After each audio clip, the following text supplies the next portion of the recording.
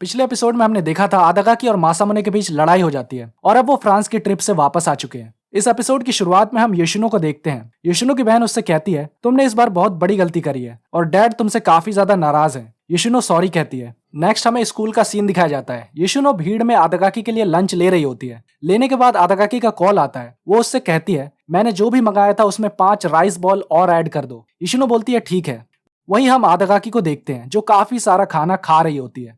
फिर हम मासामुने के देखते हैं जो पुशअप्स लगा रहा होता है। योशिनो उसके पास आती है और उस पर परफ्यूम छिड़क देती है। मासामुने कहता है तुमने तो मुझे चौंका दिया था और बोलता है ये तो बहुत सारा खाना है। योशिनो कहती है आदागाकी पहले से और ज्यादा खाने लगी है। मासामुने फ्रांस ट्रिप की बात याद करता है और कहता है वो सच को क्यों छुपा रही है और योशिनो से पूछता है तुम्हें भी नहीं पता क्या। वो कहती है तब आदागाकी बहुत टेंशन में थी, शायद वो कंफ्यूज हो, और बोलती है मैं उसे खाना देने जा रही हूँ, उसे भूख लगी होगी और मैं कोशिश करूंगी कि तुम दोनों के बीच सब ठीक हो जाए। मासामुने कहता है मुझे तुम पर पूरा भरोसा है। वो कहती है पर शायद मैं तुम्हारी ज्यादा मदद ना कर पाऊं। मासामुने थोड़ा शॉक होता है। नेक्स्ट हम गासो को देखते हैं जो किसी से कॉल पर बात कर रही होती है और कहती है मुझे पेमेंट करने का थोड़ा और टाइम चाहिए। योशिनो वहां आती है। गासो कहती है मैंने सुना तुम्हें घर से बहुत डांट पड़ी है। योशिनो कहती है हाँ, लेकिन तुम्हें उससे क्या मतलब। वो बोलती है मतलब है क्योंकि मैं तुम्हारे मास्टर की फियोंसे हूँ। फिर योशिनो वहां से चली जाती है। अगले सीन में हम देखते हैं मासामुने आदागाकी को सॉरी बोलता है और कहता है कि तुमने सारी बातें बना के बोली लेकिन फिर भी मैं तुमसे प्यार करता हूँ, और वो दोनों गले लग जाते हैं। फिर मासामुने चेयर से गिर जाता है और जाग जाता है और हम देखते हैं ये सब सपना होता है। नेको उसके पास आके पूछती है तुम ठीक तो हो। वो बोलता है हाँ मैं ठीक हूँ। वो मासामुने से पूछती है क्या स्कूल के बाद तुम थोड़ा फ्री हो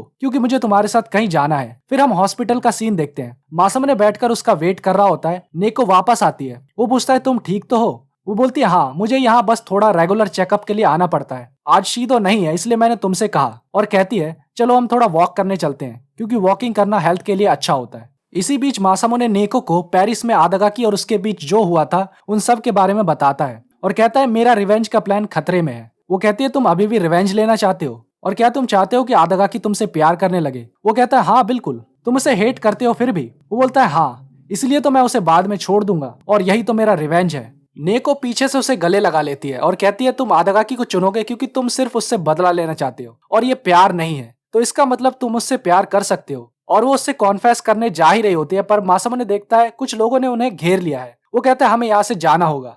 नेक्स्ट हम क्लासरूम का सीन देखते हैं। आदागाकी और योशिनो वहीं होते हैं। गासो आती है और कहती है सॉरी मैं लेट हो गया। आदागाकी बोलती है कोई बात नहीं। वो उससे पूछता है चलो अब हम रेस्टोरेंट खाना खाने चलते हैं। आदागाकी योशिनो से भी चलने का पूछती है लेकिन वो कहती है सॉरी मुझे घर जाना है और चली जाती है। आदागाकी कहती है ये योशिनो को क्या हुआ। पीछे से आदागाकी के फ्रेंड्स उसे आवाज लगाते हैं। वहीं दूसरी तरफ हम देखते हैं नेको और मासामुने भाग रहे होते हैं और एक पतली गली में आकर रुक जाते हैं। नेको पूछती है ये लोग कौन है। मासामुने बताता है ये म्यूरियल का भाई है जिस लड़की से मैं पेरिस में मिला था। उनमें से एक बंदा बोलता है तुम इससे आगे नहीं जा सकते, और फिर पीछे से म्यूरियल का भाई फ्रैंक आता है और कहता है तुम कहाँ भागने की कोशिश कर रहे हो, मैंने सुना है तुम उस दिन म्यूरियल को छोड़कर भाग गए और सीधा जापान आ गए। मासामुने कहता है वो एक प्रॉब्लम आ गई थी इसलिए। वो बोलता है मुझे तुम्हारा कोई बहाना नहीं सुनना, और अपनी जेब से कुछ निकाल रहा होता है। मासामुने सोचता है ये कहीं गन तो नहीं, पर वो एक एनवलप निकालता है जिसमें म्यूरियल की बनाई मांगा होती है। फ्रैंक बोलता है जब से तुम लोग फ्रांस से आए हो मेरी बहन ने दिन रात एक करके ये मांगा बनाई है क्योंकि तुम दोनों को देखकर उसे इंस्पिरेशन मिलती है और इसीलिए मैं तुम्हें इस बार छोड़ रहा हूँ, और वहां से चला जाता है।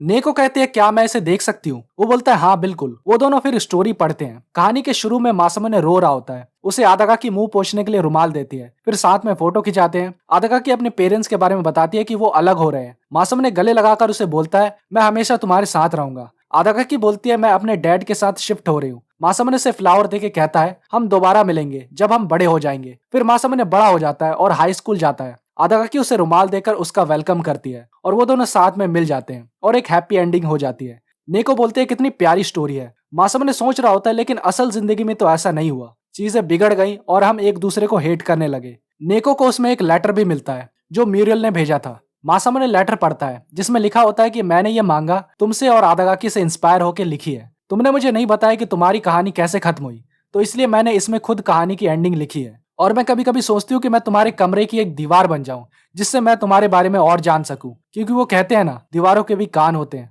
फिर मासामुने कुछ रियलाइज करता है और दोबारा मांगा को देखने लगता है। वो कहता है हमारी कहानी की शुरुआत अच्छे से हुई थी पर कभी हैप्पी एंडिंग नहीं हो पाई, लेकिन अगर मैं इसे दूसरे नजरिए से सोचूं तो। मासामुने घर पर भी वही मांगा पढ़ रहा होता है। फिर उसे अचानक से योशिनो का ख्याल आता है। इसी बीच रेस्टोरेंट में आदागाकी की फ्रेंड्स फ्रांस के ट्रिप की फोटोज देख रही होती हैं। वो कहती है लेकिन ये सारी फोटोज तो ग्रुप फोटोज है, इसमें आदागाकी की अकेले की फोटो कहाँ है। गासो बताता है वो तो नहीं है। वो लोग कहते हैं तुम कैसे फोटोग्राफर हो। वो बोलता है आदगाकी मेरे साथ नहीं बल्कि मासामुने के साथ थी, इसलिए। वो लोग शॉक हो जाते हैं।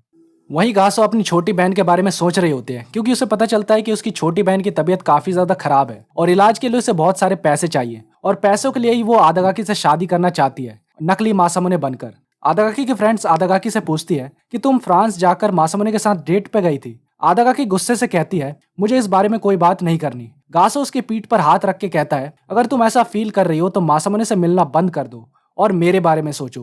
वो कहती है मैं वॉशरूम जा रही हूँ हाथ धोने के लिए। उसकी फ्रेंड्स गासो से बोलती है तुम आदगाकी से इतना चिपकने की कोशिश क्यों कर रहे हो। तभी वो आदगाकी के फ्रेंड्स को दिखाता है कि मासामुने और योशिनो आपस में मिले हुए हैं, इसलिए आदगाकी का मूड ऑफ है क्योंकि योशिनो ने उसे धोखा दिया है और मैंने सोचा उसका ध्यान कहीं और जाएगा तो उसका मूड ठीक हो जाएगा। गासो सब झूठ बोलती है ताकि उन लोगों को उस पर विश्वास हो जाए। नेक्स्ट हम आदगाकी के घर का सीन देखते हैं जहाँ योशिनो खिड़की के पास खड़ी होती है। तभी वो मासामुने को देखती है जो वहाँ आया हुआ होता है। योशिनो नीचे आती है और बोलती है आदगाकी अभी घर पर नहीं है, वो गासो के साथ डेट पर गई है। वो कहता है कोई बात नहीं, मुझे तुम्हारा ही काम है। मासामुने कहता है पेरिस में मुझे पता चला कि आदगाकी को मेरा पिग्स फुट नाम पता ही नहीं है, जबकि उसी ने मुझे ये कहा था उन बच्चों के सामने जो मुझे परेशान करते थे। ये बात मुझे हमेशा परेशान करती है। लेकिन अगर हम एक बार को मान ले कि उसे पिग्स फुट नाम के बारे में सच में नहीं पता और जो आवाज मैंने सुनी थी क्या वो आदगाकी की थी। योशिनो कहती है तुम क्या बात कर रहे हो। मासामुने कहता है बचपन से मुझे लगा था कि इस घर में सिर्फ वही एक बच्ची रहती थी, लेकिन आदगाकी के हिसाब से यहाँ एक और लड़की रहती थी और वो अपने कमरे से बाहर नहीं निकलती थी क्योंकि उसे चिकन पॉक्स था और वो आदगाकी और मेरे बारे में सब कुछ जानती थी। और उस दिन पिग्स फुट आदगाकी ने नहीं बल्कि तुमने बोला था। इसी के साथ ये एपिसोड खत्म होता है। अगर यार तुम्हें वीडियो अच्छी लगी हो तो इसे लाइक करना मत भूलना। ज्यादा अच्छी लगी हो तो चैनल को सब्सक्राइब करके जाना। तब तक के लिए बाय। मैं मिलता हूँ तुम्हें नेक्स्ट एपिसोड में।